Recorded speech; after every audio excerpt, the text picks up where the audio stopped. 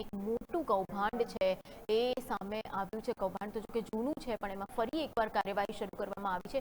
ભાવનગરમાં ઇકોનો બ્રોકિંગ પર સેબીના દરોડા પડ્યા છે।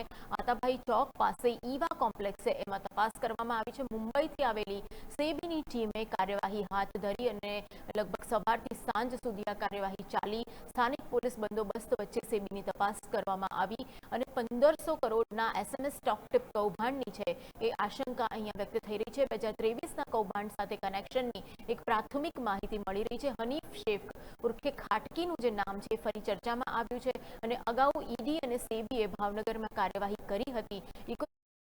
કૌભાંડના તાર છે પહોંચ્યાની આશંકા વ્યક્ત કરાઈ રહી છે।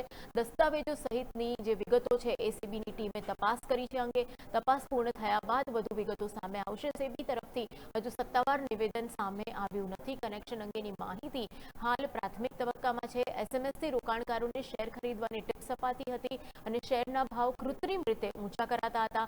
તેજી બાદ કૌભાંડીઓ શેર છે એ વેચીને નીકળી જતા હતા અને સામાન્ય રોકાણકારોને મોટું આર્થિક નુકસાન ભોગવવાનો વારો આવતો હતો। પંપ એન્ડ ડમ્પ જે નેટવર્ક કહેવાય છે એનાથી શેરના ભાવ એ તૂટતા હતા અને નાના શહેરોમાં આવા હેરાફેરીનું જોખમ છે એ વધુ રહેતું હોય છે। તો આવું જ એક તપાસ છે એ સેબી દ્વારા ભાવનગરમાં કરવામાં આવી છે। ભાવનગરના અમારા સંવાદદાતા છે એમણે આ જે બ્રોકિંગ કંપની છે ત્યાં આગળથી રિપોર્ટ રજૂ કર્યો છે। જોઈએ શું અહેવાલ છે।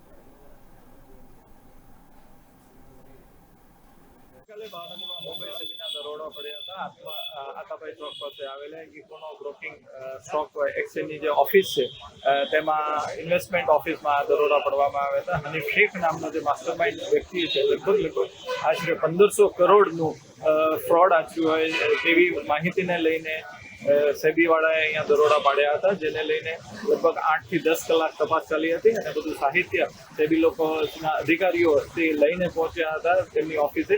અને જે 2025માં પણ ઈડી દ્વારા આને લઈને જ તે એક દરોડો પાડવામાં આવ્યો હતો અને ક્યાંક ને ક્યાંક આ માસ્ટરમાઇન્ડ જે હનીફ શેખ છે તેની modus operandi pump and dump કૌભાંડની હતી અને પંપ એન્ડ ડમ્પ કૌભાંડમાં પેની સ્ટોકને વધારે પડતો ઊંચો લઈ જવામાં આવે છે અને રોકાણકારોને એમાં રોકાણ કરવામાં આવે છે અને ત્યારબાદ જ્યારે સીલિંગ લિમિટ આવી જતી હોય છે ત્યારે ફરી પાછું એને માર્કેટમાં વેચી દેવામાં આવે છે, જેને લઈને રોકાણકારોના પૈસા ડૂબતા હોય છે।